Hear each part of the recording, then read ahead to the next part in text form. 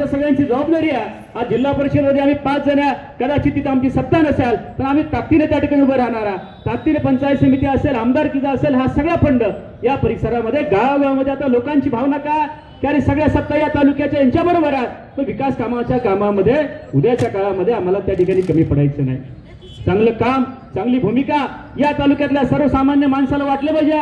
कारण एखादा रस्ता झाला तरी चालेल, एखादं काम कमी जास्त झालं पाहिजे, पण या तालुक्यातल्या सर्वसामान्य माणसाला सन्मानजनक वागणूक देण्याचं काम, एखाद्या सर्वसामान्य कार्यकर्त्याला सन्मान देण्याचं काम या व्यासपीठावर प्रत्येक माणूस त्या ठिकाणी करणार आहे. एखादी गोष्ट राजकारणामध्ये होईल, आज होईल, उद्या होईल, पण त्याच्याही पलीकडे जाऊन माझा गावगाड्यातला सर्वसामान्य माणूस आहे, माझा ग्रामपंचायत सदस्य आहे, सोसायटीचा सदस्य आहे, माझा सर्वसामान्य शिवसेना पक्षाचा कार्यकर्ता आहे. या पक्षाला वाटलं पाहिजे, पक्षाच्या कार्यकर्त्यांना वाटलं पाहिजे की आमची सत्ता पंचायत समितीमध्ये आहे, आमची सत्ता बाजार समितीमध्ये आहे, आमची सत्ता खरेदी विक्री संघामध्ये आहे. आज तालुक्याचा आमदार आमच्या बरोबर आहे, तालुक्यातली नेते मंडळी आमच्या बरोबर आहे. त्यामुळे उद्याच्या काळामध्ये गावगाड्यातलं राजकारण, समाजकारण करत असताना भरभक्कमपणाने ही सगळी नेते मंडळी तुमच्या बरोबर आहे.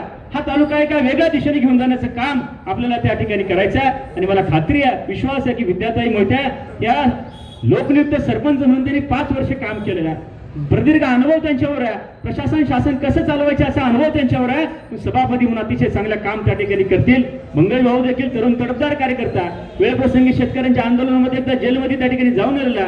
त्यामुळे लोकांचे प्रश्न आणि तळमळीने सोडवण्याचं काम ही सगळी मंडळी त्या ठिकाणी करतील. आणि हे सगळे 9च्या 9 सदस्य, 5च्या 5 जिल्हा परिषद सदस्य, तालुक्याचे आमदार, पक्ष संघटना भरभक्कमपणाने सगळी तुमच्याबरोबर आहे. उद्याच्या काळामध्ये या तालुक्यामध्ये चांगला आणि विधायक राजकारण आपल्याला त्या ठिकाणी करायचं आहे. निवडणुका संपल्यानंतर पक्ष आणि पक्षभेद बाजूला ठेवून सगळ्या पक्षाच्या नेते मंडळींना बरोबर घेऊन या तालुक्यामध्ये समन्वयाचं, सुसंस्कृतपणाचं राजकारण आपल्याला त्या ठिकाणी करायचं आहे. गुंडगिरी, दादागिरी आता हे सगळं हद्दपार करून खऱ्या अर्थानं एक समन्वय, सुसंस्कृतपणा. कारण या मतदारसंघाचं नाव आहे खेड आळंदी विधानसभा.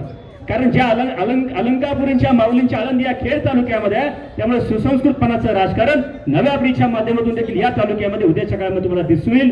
एवढंच मी आपल्या सगळ्या सदस्यांच्या वतीने आश्वासित करतो. सभापती, उपसभापती या दोघांचे मनापासून अभिनंदन करतो.